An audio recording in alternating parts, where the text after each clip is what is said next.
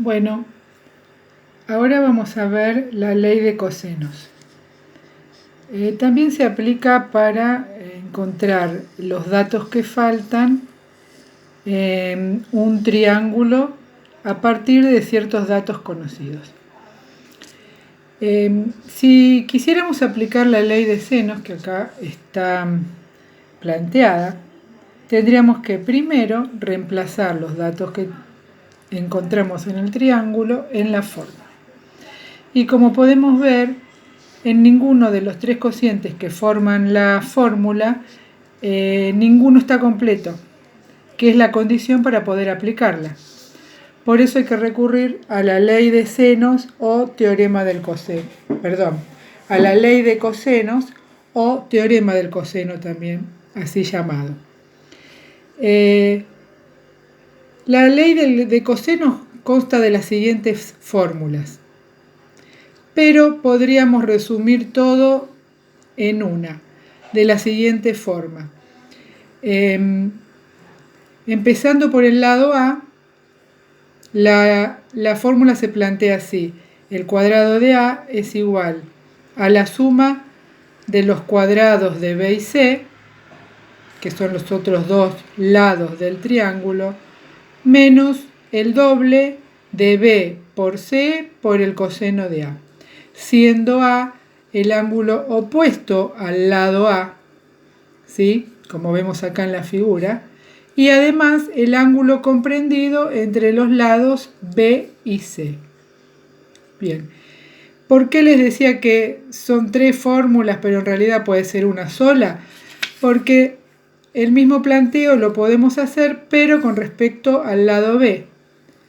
Y tendríamos que plantear el cuadrado del lado B es igual a la suma del cuadrado del lado A más el cuadrado del lado C menos el doble del lado A por el lado C por el coseno del ángulo B, que es el que está opuesto al lado B.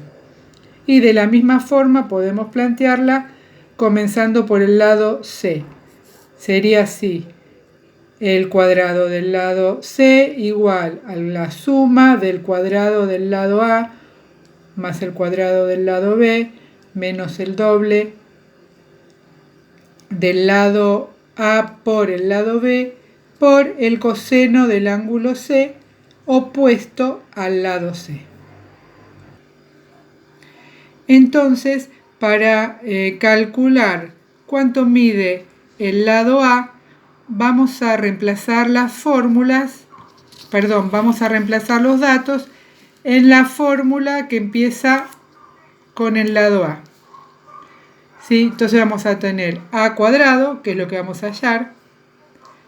Reemplazamos B cuadrado por 5 al cuadrado, C cuadrado por 4 al cuadrado, que son las medidas que tienen de acuerdo a la figura, menos el doble de 5 por 4 por el coseno de 50 grados, que es el ángulo opuesto al lado A.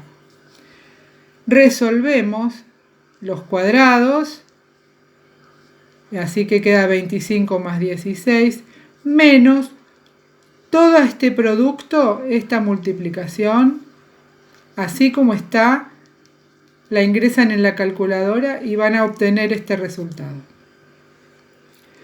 Después van a resolver esta suma y esta resta y va a dar 5,3. Y por último, la potencia de A va a pasar como la raíz cuadrada de 15,3 y ese resultado va a ser 3,9, que es la medida del lado A. Ahora, si reemplazamos el 3,9 que nos había dado el lado A, ¿sí? Que nos había dado 3,9. Si lo reemplazamos en el teorema del seno, nos va a quedar así la fórmula, ¿sí? Y vamos a tener uno de los cocientes, los vamos a tener completo. Así que ya no usamos más la ley de cosenos y vamos a utilizar la ley de senos, que es más simple. Bueno, vamos a usar este cociente que ya está completo con el segundo cociente para poder sacar el seno del ángulo B. Y lo planteamos así. El seno del ángulo B es igual. Siempre se multiplica cruzado. Este por este o este por este, que es lo mismo en una multiplicación, dividido el dato que queda, ¿sí? Que queda, digamos, entre comillas, suelto, ¿sí? Y así el seno del ángulo B va a ser igual a 5 por el seno de 50 dividido 3,9. Esa cuenta da 0,982, que es el seno del ángulo B. Para hallar el ángulo B, con la calculadora hacemos la inversa seno o shift seno de 0,982.